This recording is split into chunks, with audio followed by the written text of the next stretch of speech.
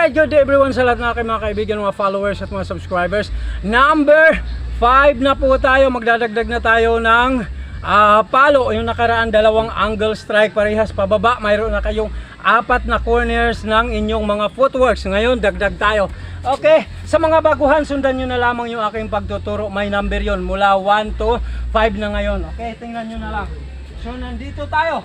Alright, 1, 2.